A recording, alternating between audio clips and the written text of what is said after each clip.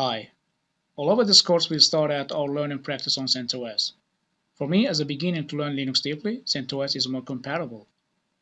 So let's know that what is CentOS.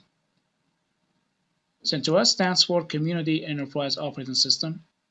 CentOS is a free alternative operating system of RHEL, means Red Hat Enterprise Linux.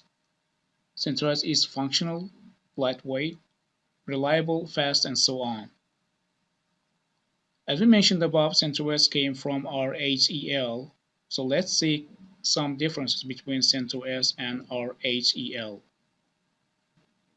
By license side, CentOS is non-commercial, but Red Hat is commercial and it has its own end-user license agreement. By package management side, CentOS uses Spaceball and Catalog, while Red Hat uses Satellite 6, 5, 6, and so on.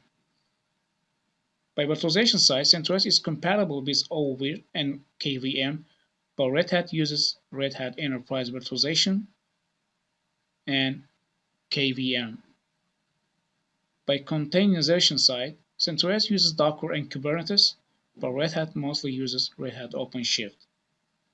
So, this is the end of our second lesson. See you in the next lesson. Bye.